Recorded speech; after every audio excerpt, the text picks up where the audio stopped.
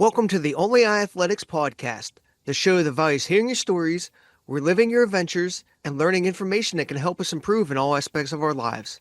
I'm your host, Dean Banco, and I know you enjoyed today's episode as much as I do. All right, today I have Jamie on. She's a phenomenal runner. She recently did Hallucination 100, um, finishing second overall in 22 hours, 25 minutes, and 31 seconds.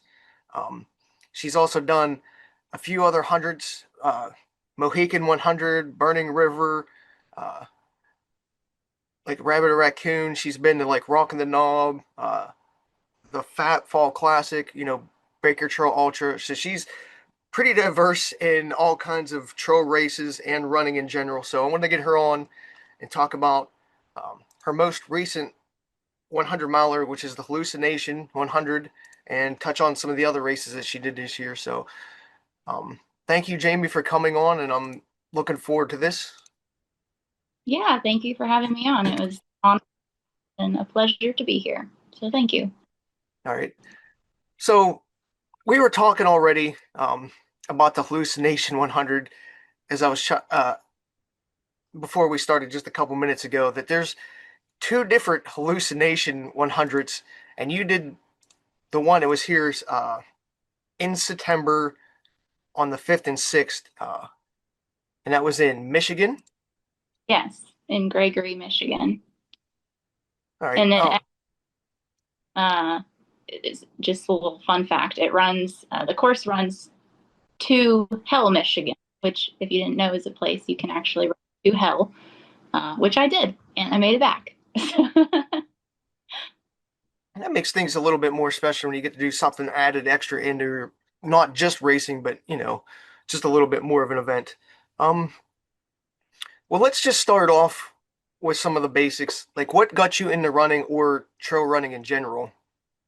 Oh man, I've been running since I was in high school. I joined my local running group there back home and just really enjoyed it. And I've been running off and on ever since. Not always super consistently.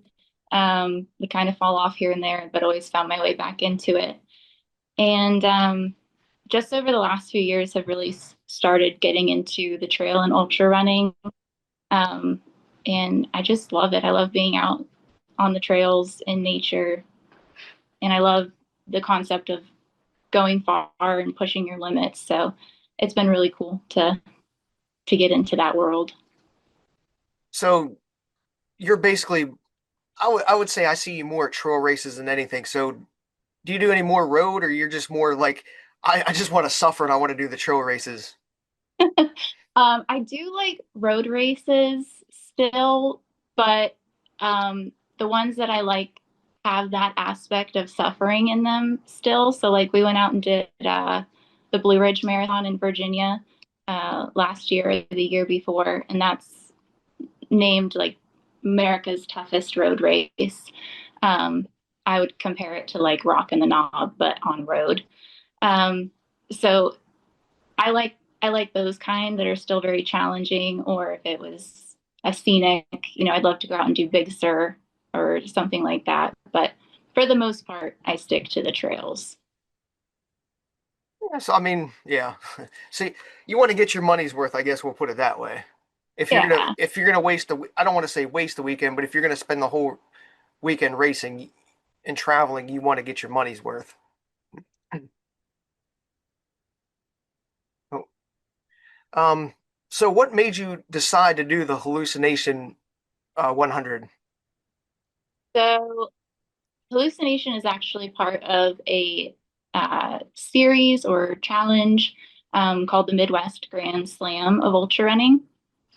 And with that, you can either do a Grand Slam or a Super Slam, but they have 5 races in their series.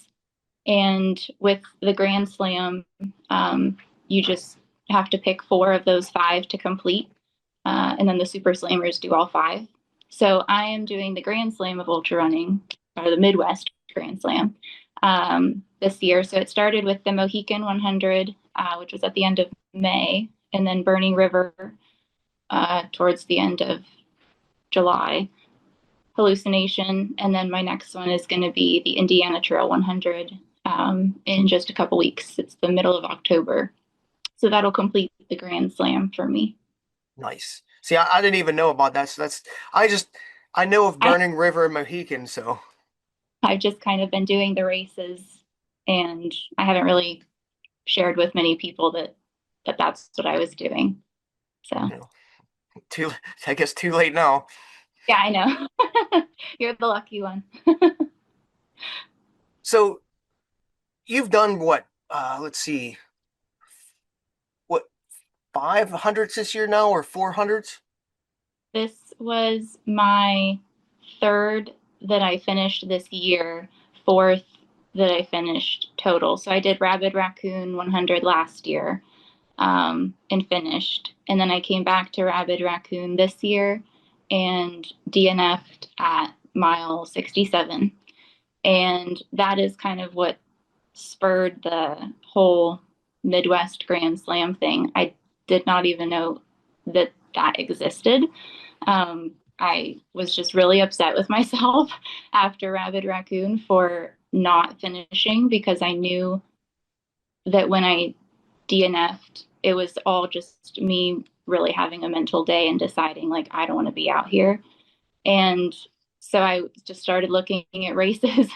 I was like, well, I'm already trained to do the 100 miler. So maybe there's one, you know, that I can sign up for coming up. And that's what led me to find Mohican and Burning River and looking at those two and then realizing that the Midwest Grand Slam is a thing. And I was like, oh, well, you know, what better way sign up and come back to Rabid Raccoon next year? What better way to train for a 100 than to just run for other 100s? A little unconventional, I guess, but I think it's working so far. Yeah, it makes sense to me. I think most ultra runners that would make perfect sense to. It's like the redemption factor. Yeah, yeah, I mean, I would. I mean, I'll be honest. I wasn't going to bring up Rabbit Raccoon because I remember that race, and yeah, you were having like stomach issues. But I mean, that happens when you run so long and in that we're called environment because the temperature and like what was it? Yeah, it's March. It it's so hard to judge, and things go so wrong early in the season like that too. So, but yeah, yeah, yeah. To go through getting the DNF like mentally, like I said, especially just knowing it was a choice that I made at the end of the day to pull myself out. It's not like I got cut off on time or anything. So I like really grappled with that and I was like, no, I need to go and because in the moment in my head, I just didn't have a strong why. I was like, well, I run 100 miles before, so I know I can do it. It's not like I'm trying to prove that to myself. Um, So, and I had a time goal that day and I knew I wasn't going to make my time goal. And so it's just kind of like once I had stomach issues, I just kind of checked out. And so doing the Grand Slam has really helped me to figure out like how to find that why and to come back to always just the goal is just to finish no matter what. And having that as the main thing, um, it's just it's just been helpful. so you're touching on that now is what your motivation and why is. So you're just saying it's the finish, or do you have like a more of like a mental type motivation or like a saying or anything like that, or you just want to prove to yourself that you can do it type of why? Yeah, I think right now I just want to finish them because I did not like the feeling of choosing to quit. And in the moment, I thought that it wouldn't matter, it wouldn't bother me if I quit. But as soon as I quit, I realized like, ah, it was just nagging at me. So sometimes I think we have big reasons when we go into races for our whys. And right now, I don't really have anything that's like, oh, I really got to do this for this. Um, it's just learning to teach myself to not quit. So how do you mentally stay focused during a race or during training? Um, I think what's nice with the Grand Slam, at least, is that they are all so close together. So really not a lot of time in between to fall off. Like once you have your week or so um, after a race of recovery, then it's like, okay, I need to I need to get my miles and everything in because my next one's in 2 or 3 weeks. So I actually have really enjoyed having them all close together like that. I do really well. I've realized if I have races or events that are along the way, points to keep me in line training, because I've definitely always struggled with the consistency. Um, and that's what led me into doing the run streak that I've been doing now. I'm on day 25, I think. Um, so that's been really helpful. Um, but staying focused in the race, I just focus on being in the moment. I don't usually think too far ahead. I try not to think about what mile I'm at or how far I have to go. And there's something that Sally McRae had said before, and it was that you need to expect it to suck and expect it to be hard, but expect that you're going to get through it. And so that's just something that I keep in my mind for the moments that it does start to feel like, oh, I don't know if I can do this. And it's like, no, I knew that I was going to feel this, and that's why I came. But I know that I can overcome it. Yeah, because low points are inevitable during an ultra race. If anybody says that they don't have those low points or, a moment of maybe regret sometimes, um, they're full of it, I guess. Yeah, I have the moments of regret almost every single 100 miles. Why am I doing this? Why did I sign up for this challenge? Why did I need to do four more? Like, you know, and then you finish it, and you know, the next day you're looking back and you're like, wow, that was awesome. That was so much fun. And then you Well, go do another one. It's just this vicious cycle. I don't know if it's, well, I guess it is fun, but I'm looking back, but I don't know if I've ever rejoiced that bad.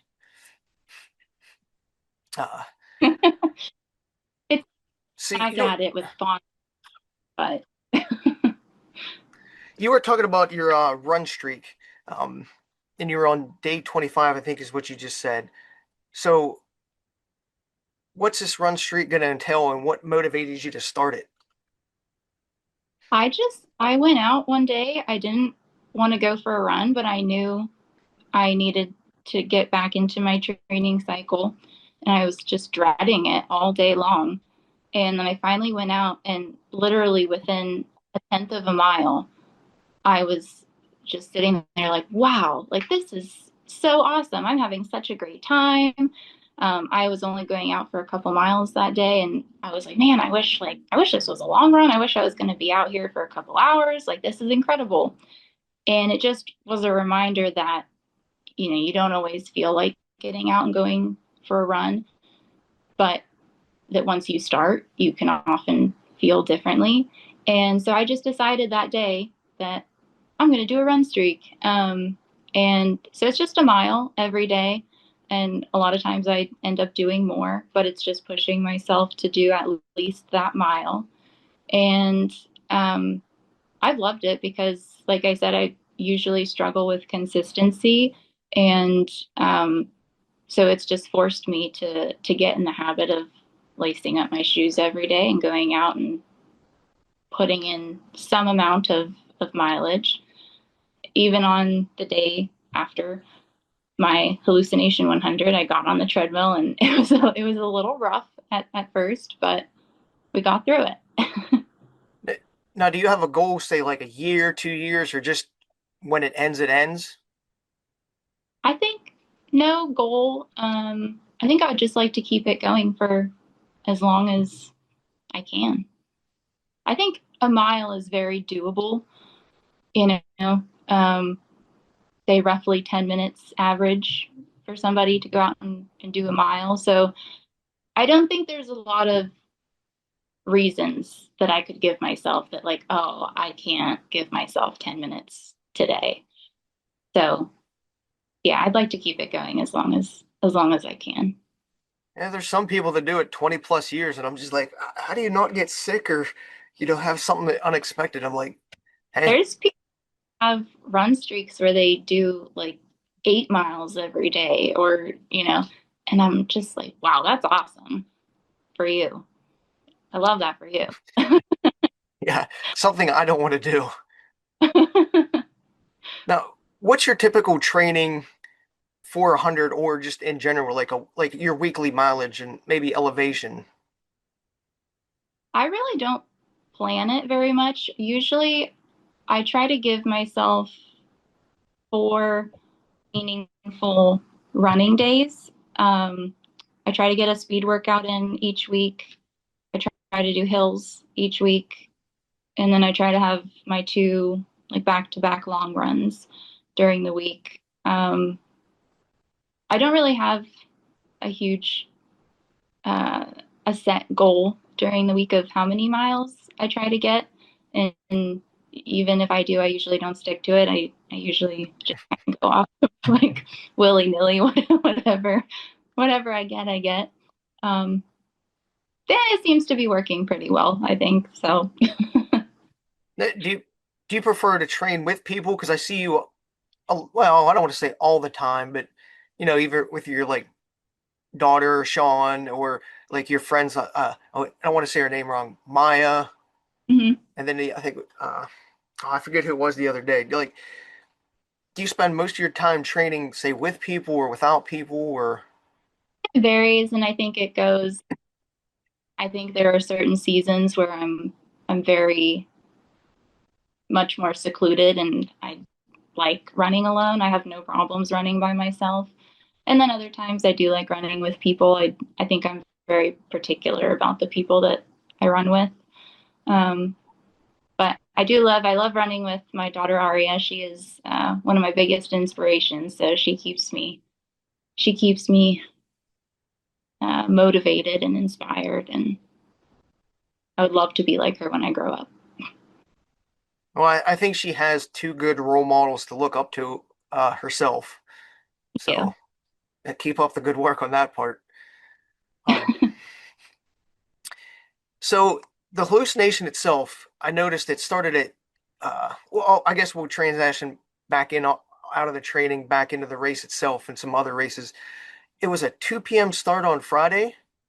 Yeah, uh that was different. I kind of had a plan going into it in my mind. I was like, okay, I'm just gonna stay up really late on Wednesday night so that I sleep in on Thursday, and then I'll be able to do the same thing going into Friday. It didn't really work that well because wake up early every day, so it was really hard. I ended up still getting up at like 9 a.m. on Friday. I just could not sleep anymore.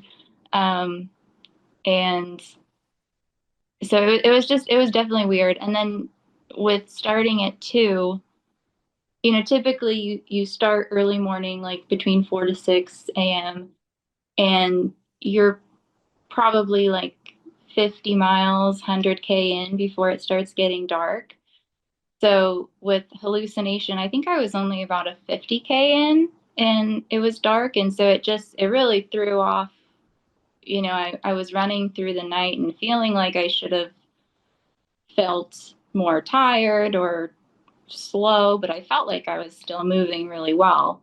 Um, so it was definitely interesting. I don't know if I love the 2 p.m. start, but it was a cool switch up. I think I might enjoy a later start because I hate going to bed. I can't get to bed early. So if it's like an ultra, it doesn't matter what distance it is. Um, I'm only getting like 3, 4 hours of sleep anyhow. So if I could sleep into like 10, I could sleep all morning.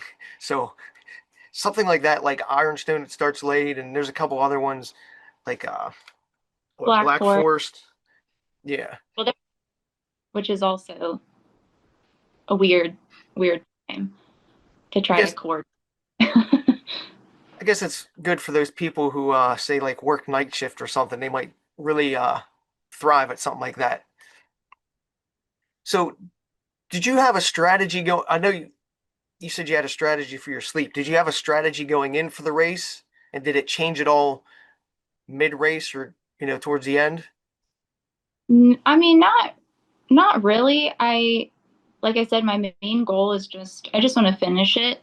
Um, Sean had mentioned to me because at Burning River, I was actually really nervous going into Burning River about whether or not I was going to be able to make the cutoffs. I almost did the early start, and then I ended up running, I finished in 24 hours. And I was like, wow, that was incredible. So Sean joked, well, I don't know that he joked, but for hallucination, he was like, yeah, you should aim to get that 24 hours. And I joked, I was like, I'm going to go for sub 20. Um, and weirdly, the first 100K of the race, I was like on about a 20-hour finish time pace. So that was cool. That was not my goal. The goal was just to finish. But once I realized that I was feeling good that day, and I did try to just keep up the best pace that I could. I tried to just run everything that was runnable and hike really fast on the stuff that wasn't. Um, but yeah, just finishing it, and yeah. Now, with your watch, like obviously you carry a watch with you. Do you set up like a Pace Pro plan at all or anything like that? Oh, I don't even see my pace most of the time because I usually have the course loaded onto a GPX file. Um, I just like that for my peace of mind, even if it's like the course was very easy to follow, very well marked. It's a loop. So, once you've run it, you pretty much know where you're going. But I like having it on my watch. And so with that, it doesn't tell me every time I hit a mile, and I don't really see my pace on there unless I'm actively looking for it. So I didn't pay attention to that at all. No, is yours a Garmin or? Yeah, it's Garmin. Oh, yeah, because I do the same thing. I load the course. So then, like with mine's a 945 Forerunner. Mhm. So usually I make a Pace Pro plan, and then I have it set up where I can look at the elevation chart. I don't know if you do that as well as the map. Uh-huh. Yeah, that makes, I tell people it makes such a world of a difference where you look at the elevation and you can see like the profile of it Hmm. and tells you how much the hill is, how many feet left, what the incline is, and then it counts it down as you go. It makes a world of a difference to me in ultra running. Yeah, I bet. Especially a race like Rockin' the Knob or something where you, you have some hefty climbs in there.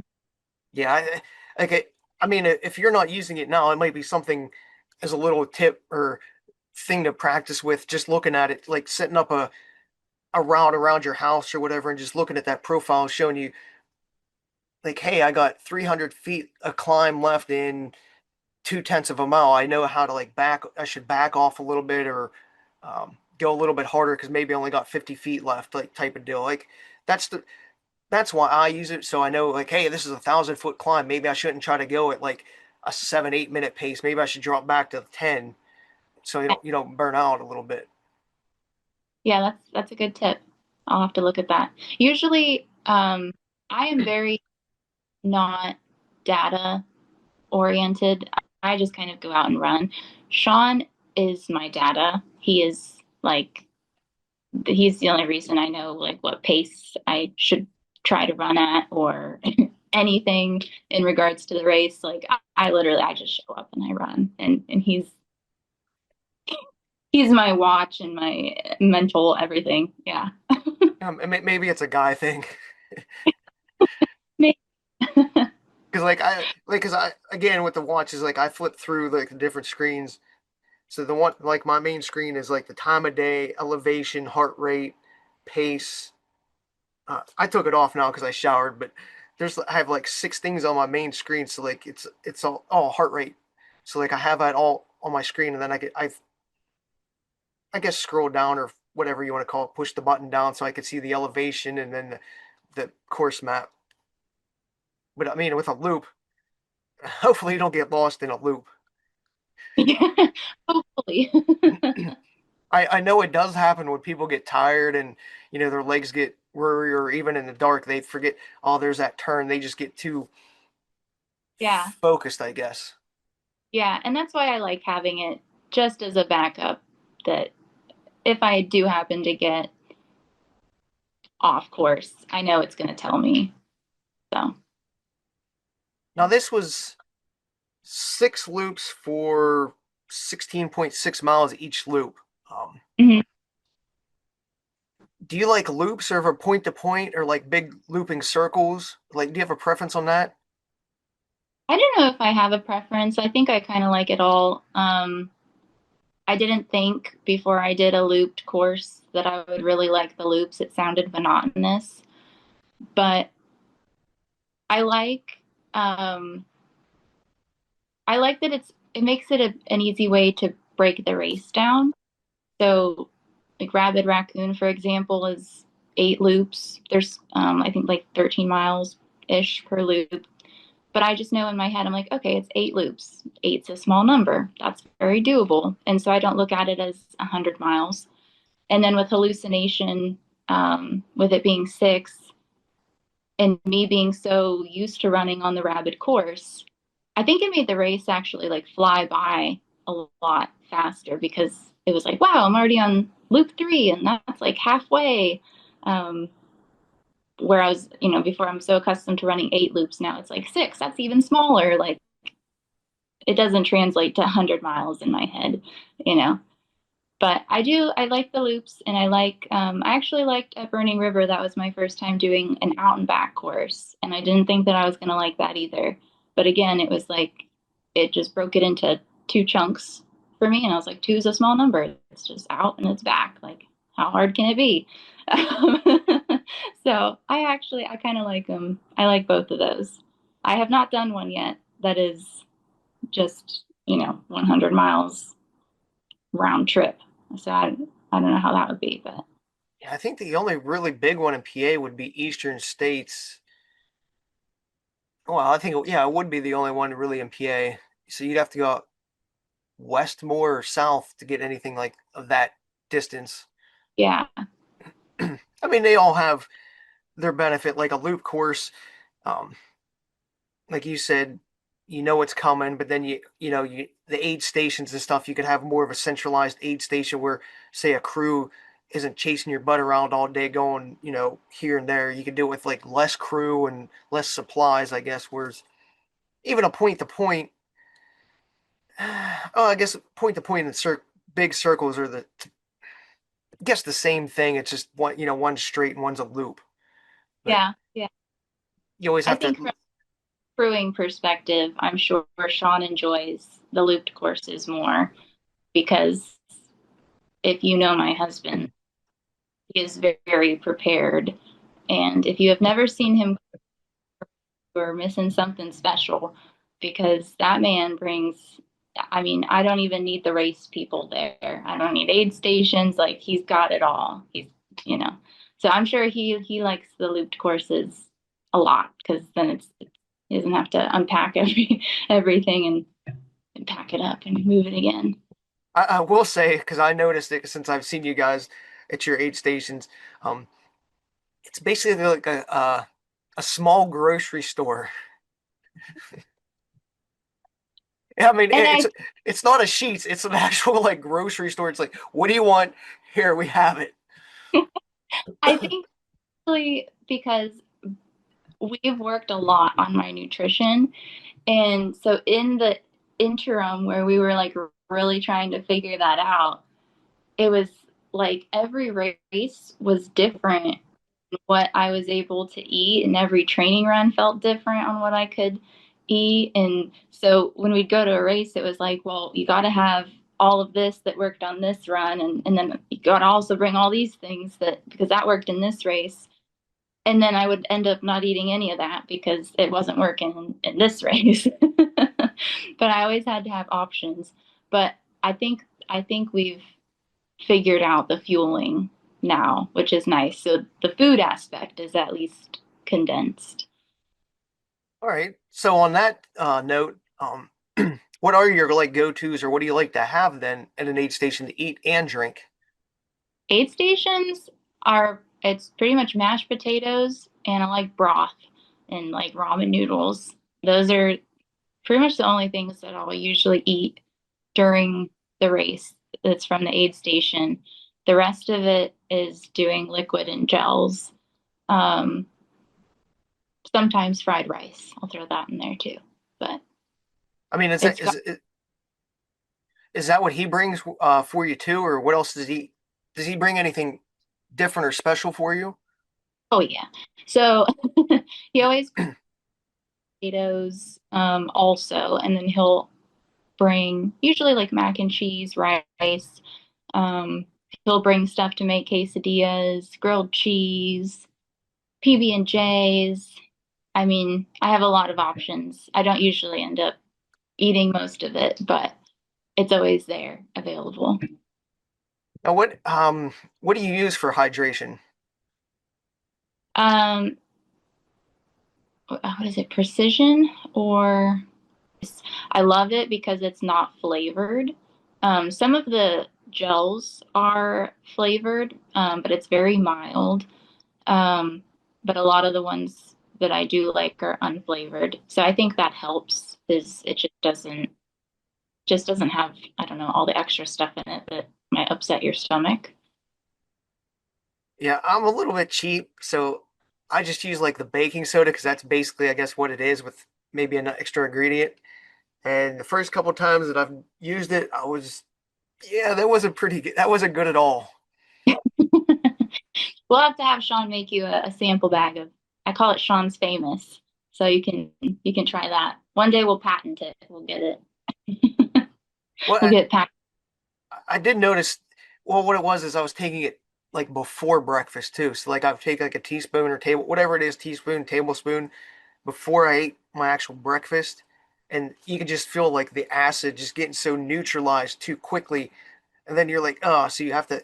I learned that you actually have to eat food if you're gonna take it before you take it. So that's Okay. yeah. So if you guys get in a bind and you're just gonna use like baking soda with water, you at least gotta have some food in your stomach, or your stomach's just gonna be like so neutralized. You're like, like it just feels like it's like like somebody's just wrapping their hands around your stomach and squeezing. Have in 100 miler. So the race itself is hallucination, but it's like run Woodstock, I guess is like a theme. So was there a bunch of like Woodstock type theme aid stations or like designs or anything like that? Or like how do they try to incorporate that, I guess? So they do a whole festival that weekend. They have a number of different races going on. They have a couple of different 5Ks, I think, throughout the weekend. I think there's a 5 miler, um, definitely a marathon, I think a 50 miler, 100K, 100 miles. They have live music playing, different bands throughout the weekend. People are camping there.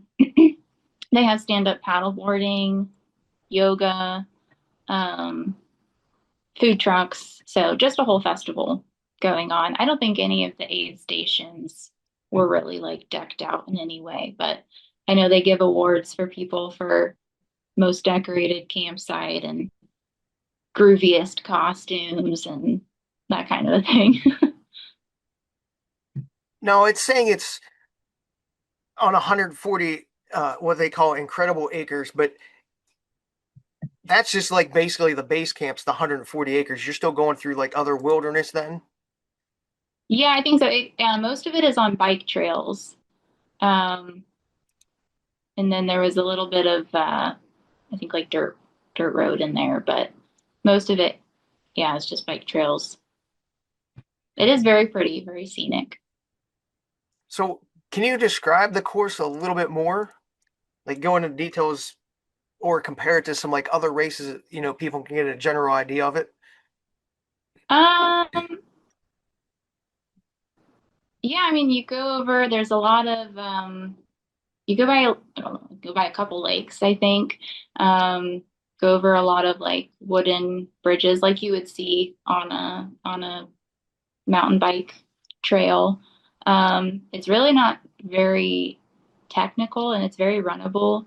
I think there's like 9,000 feet of elevation gain over the entire course. So, um,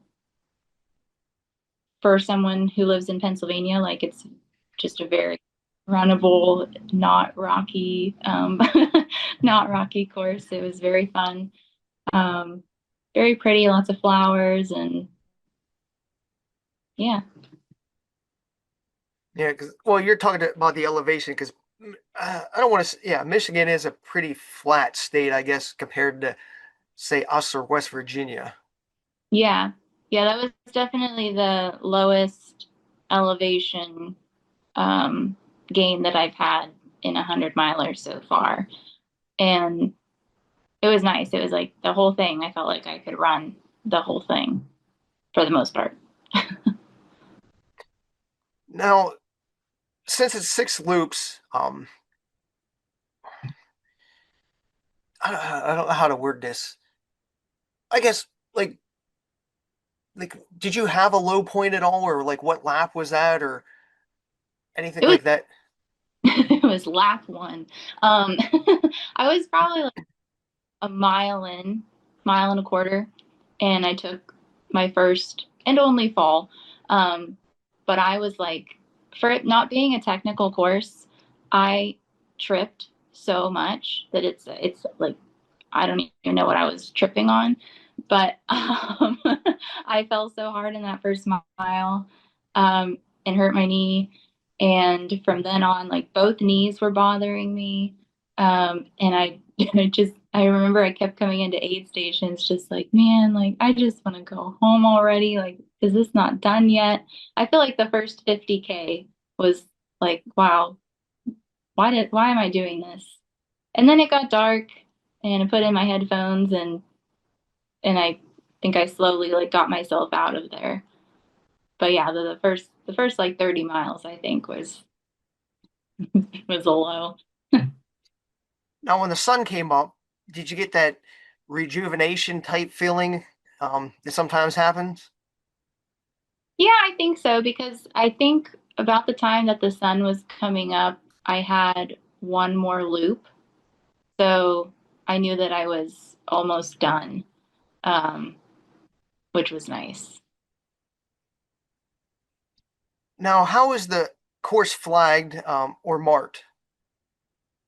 They just have little, depending on which distance you're doing, they have different colored like little flags that just stick in the ground. Um, and it's really not hard to follow. Um, there's not a ton of bike trails that like intersect with one another, so they don't have it flagged um, super often. The way I feel like here in Pennsylvania, you'll see it like every tenth of a mile or something. Um, with that one, I think you could go a little bit of a ways before you'd see flags. Um, but they were very easy to find and to follow. Now, do you prefer flagging hanging up or down on the ground? Um, I guess down on the ground because you've got to be looking down there anyways. So it's nice to not have to be looking up and then start tripping. Yeah, I'm sort of me personally, like when a course allows it, I prefer the ground markings now, like you just said, because you could your head's already down there. Um, but then, like you said, like rabbit raccoon, if people don't know, they have markings on the trees, like Mhm. permanent markers. And then, like say other PA races, they have the flagging.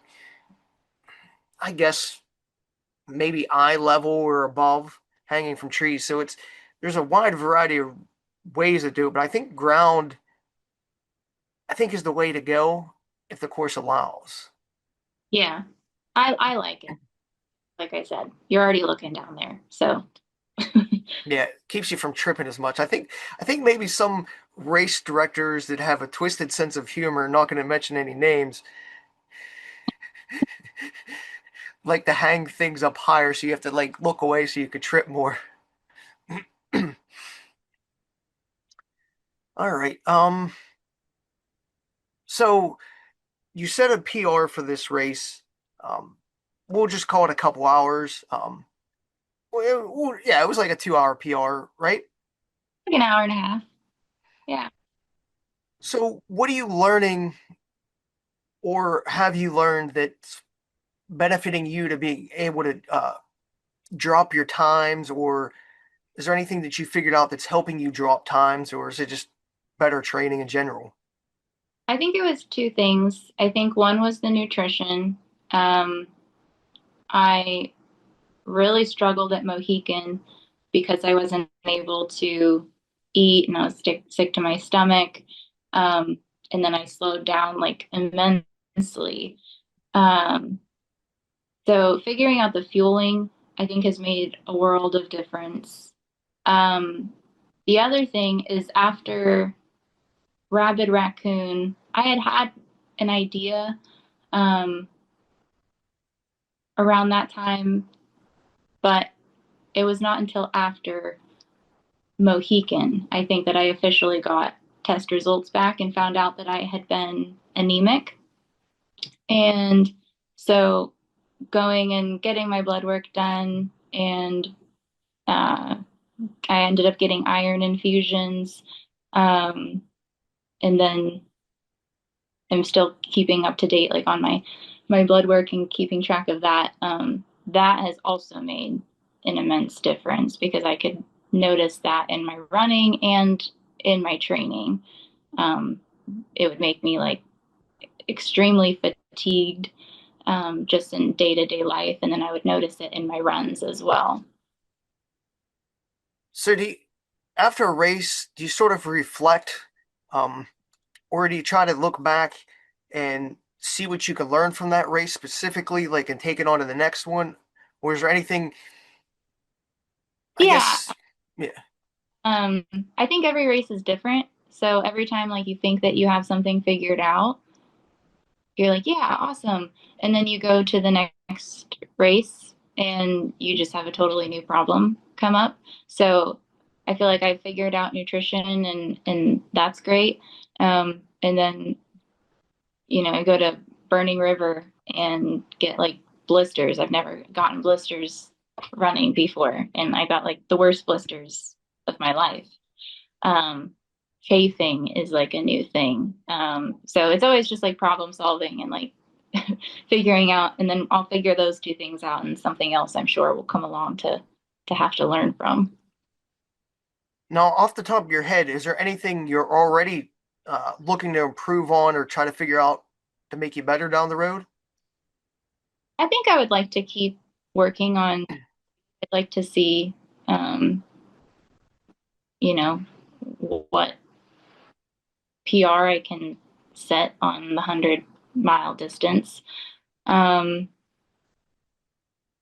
and maybe I regret it as I say it, but maybe I will look at longer races one day too.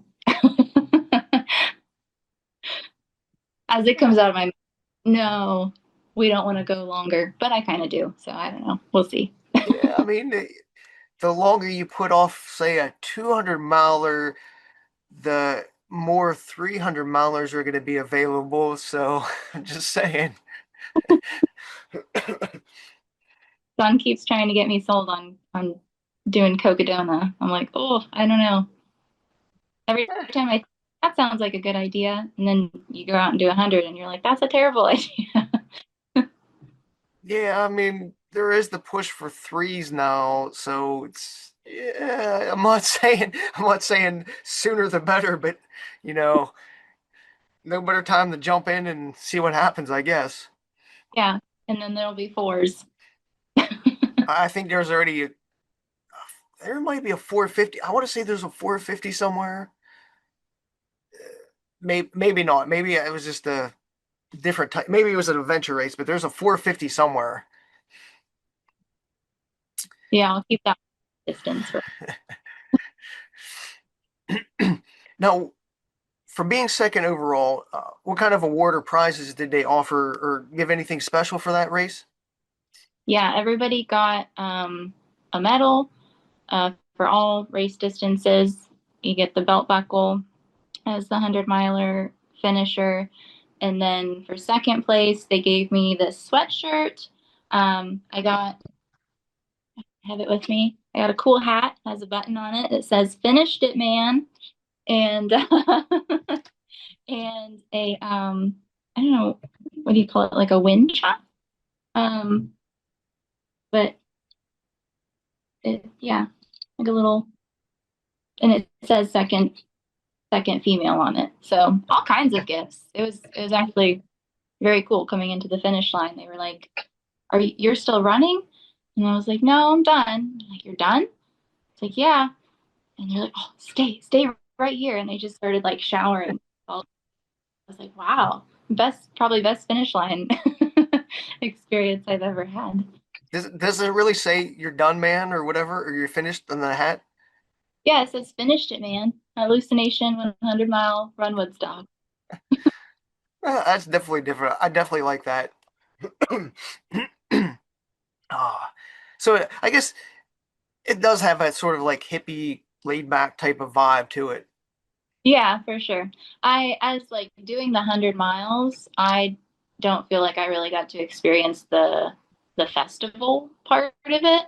Um, Maybe if you were doing like the 100K, but I feel like I feel like you definitely got to be doing like the marathon or something if you want to be able to enjoy the festival aspect of it. So maybe another year we'll go back and not do the 100. Maybe. Now, when you're racing, do you mentally take note like where your placement's at? You try to keep track of that at all?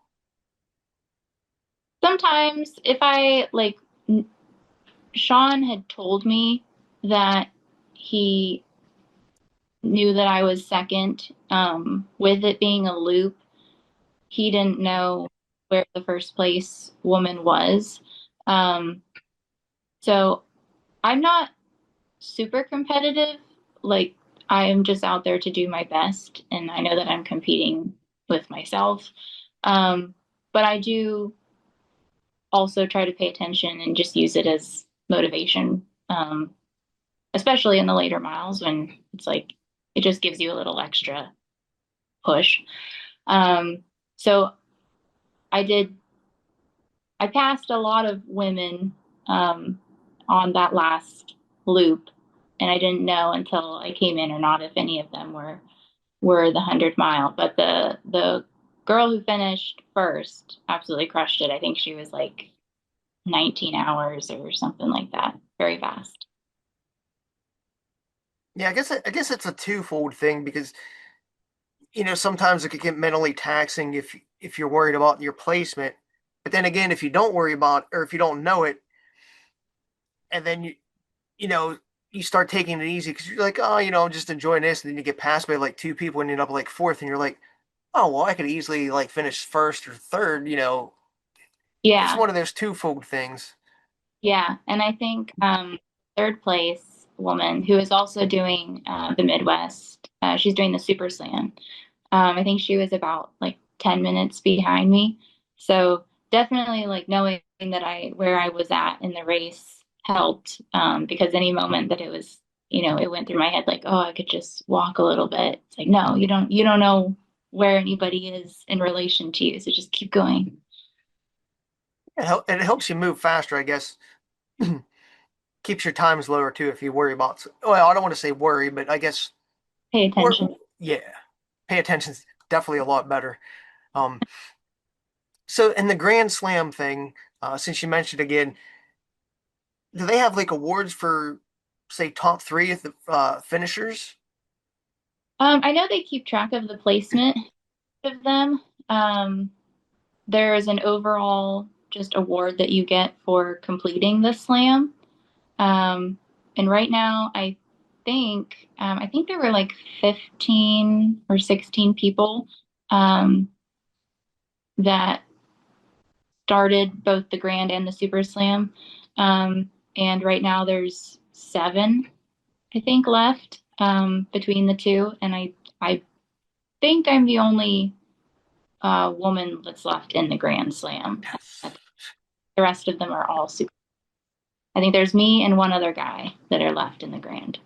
I might be wrong, but Hey, until somebody proves us otherwise, we're gonna say that you are. I mean, why not? Um, ugh, throat's getting a little dry. So, let me see. Out of the races you've done or you plan to do, how does this compare? Like your Burning River, like what did you like this one better, say like than Burning River or Mohican, or do you have like one race really special to your heart? I guess. I think they've all been special in their own way because Mohican, I was really proud of the finish. I was, even though I finished like 15 or 20 minutes before cutoff, I know how much of myself that I gave. Like, I didn't leave anything out there. Um, I gave everything to finish that race, and I was really proud of myself for that one. Burning River was really cool because it was the first time I came in around 24 hours, like totally knocked like 8 or 9 hours off my off my time. So that was cool. And then Hallucination was just, I think, like a fun, pretty run. I think course wise, I liked Mohican the most. Um, I like the hills and I like the more challenging aspects of the races. Um, and it's just a very scenic and beautiful course. So, So if you like the challenges, are you looking forward to, say, maybe in the future more of a, say, Georgia Death Race, Western States type races, or any of those type? yeah, I would consider them. I have a few things that I have my eyes on. Nothing set in stone yet. Um, Georgia Death Race keeps popping up. When we went to Utah recently, and someone kept or multiple people brought up the I think it's called the Tour de Grand, which is more of like a stage race. Um, I think that one is like 150 miles through the desert, and um, I don't know if that's necessarily on my radar or not, but yeah, I'm open to whatever whatever God puts in my in my in my path. I don't know. So, all right, I could see you guys. Well, I guess stage races are more of an individual where you can't have family for the most part, but Yeah. I know you guys are into like the triathlon community a little bit, so maybe an adventure race or anything in your future? I don't know. I think I'll leave like the triathlons and that kind of a thing to Aria. I like the running. Um, that yeah, I'm not a swimmer for sure. I'm a drowner. I'm not a swimmer, so I mean, I hate to say that, but yeah, I can't swim to save my life either. So I feel like I'm like suffocating or something when I swim. Like my form's off or something's not right. But I feel like I can go run hills and I'm good. And then I get in the pool and I'm like, no, I asked you beforehand, for your permission to ask this, but if you want to touch on the Risen Runner and like the meaning behind that or what that's all about, because I know that's sort of you guys' thing right now. It's sort of a tricky yeah. question, I guess. Um, yeah. Well, it came, we had our it just came from, I guess, a place of where we were at a very low point in our life, facing a lot of challenges and struggles. And I think it was a way, my husband manages the account and it's kind of his his baby or his project. Um, but I think it was just a way to bring God and bring hope and um, bring life into a period of our life where it felt like that had been absent. So we're a way to share our faith and to share my running journey. Um, and he'll share a lot about Aria and her races on there usually too. Um, yeah, So I guess with that being said, how has your faith helped you in running, and any tips for other runners in the faith community or any of that aspects? faith is was the most important part of my life. It's definitely the most important part of my running. Um, I think it's a way for me to spend time with God one on one. It's often like I'm out there just praying, talking to God the whole time. Usually, Hallucination 100 was cool because it was the first 100 that I've done where I didn't have a human pacer, and I was like, it's okay.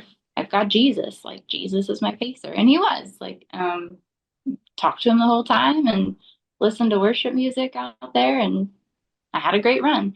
Um, so I think running and faith are very intertwined, and I think running has taught me a lot about faith, and faith has taught me a lot about running, and it's just cool how they intertwine like that. I know there's weird questions to ask, and it's hard for me to even ask them like the word it because I know you guys are pretty open about it, but some other people were when you ask them that question, it just they get weird looks or they don't want to explain it. But so thank you guys for explaining that a little bit or going into it because I know sometimes it's a touchy. That's why I asked you before we started today about it, because I didn't want to. I don't want to say insult, but you know what I mean, like dive into a more personal thing. So thank you for sharing that. Um, Yeah, I'm happy to. And like I said, I'm very open about it. And I did not grow up church or reading the Bible or anything like that. And I never thought that I would be who I am today. Like I really don't listen to anything other than worship music. Like um, I God saved us at a time in our life where we were just felt absolutely consumed um, by by the world and just felt like we were drowning, and God saved us. And so I am happy as can be to tell anybody friend Jesus. And and yeah. well, I will say I'm probably the opposite spectrum when it comes to racing for music. I need something that's like aggravates me, but Sean has in the gym, he'll listen to like some Christian, it's either metal or I think it's Christian metal. He put it over my ears sometimes when we're lifting, and I'm like, I can't do that, but he loves it. well, I mean I'm more like the Wu-Tang, Outkast, old school Tupac. So it's completely. I But think NF is about as I get. I like NF.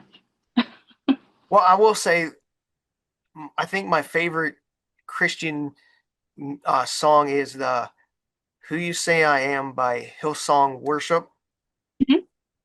All right, so you're familiar with that. Yeah, that it doesn't matter whenever you listen to that song, for some reason that song just always puts me in a good mood. Whether I'm in a good mood already or a bad mood, like you play that and yeah, it does something, so it does Yeah, help. yeah, yeah. So I guess we've been on here for a while, so I guess sort of bring things full circle a little bit. Um, I like to ask people, do you have any tips for new new runners or a tip in general that you want to share with people to help them out a little bit? I think the biggest thing is just consistency, getting out and challenging yourself, um, whether it's a run streak or, you know, um, whatever it is. I think just building that consistency and reminding yourself, like I said, it's going to be hard. You're choosing to do something that's hard that not everybody is going to go out and do. And so just to remember that it's that's why you came, and but you are capable. You are strong enough to finish the race, to overcome whatever the challenge is, if it's whatever it is. You are capable of doing it, and just reminding yourself that you have that strength inside of you to overcome. I think that's the biggest thing. All right, I like that. I like that. That should help some people. So I guess that's a good ending point right there with that information and tidbit. Unless you had anything else you wanted to add or touch on real quick. No, I think we covered a good bit. All right. Well, I thank you for coming on, and I'm looking forward to. Wait, what was what's the fourth race in a couple weeks? Indiana Trail. All right. Looking forward to seeing how you finish and how much you kill the. Well, I don't want to say kill the field, but crush the field um, in that race. So good luck, be Thank you. safe, and have a nice training block. And hopefully I'll see you guys. It's been, geez, 6, 7 months now. So hopefully I get to see you guys sooner than later. So Yeah, absolutely. all right, Thanks. Appreciate it. thank you. Thank you for listening to the episode today. If you or anyone you know has any amazing stories, adventures, or interesting information you or they may want to share, please reach out to me anytime. On the next screen, you could scan the QR code or type in the Linktree website to easily find all the social media locations Only iAthletics is located. Take a second and hit the follow button as you visit each one.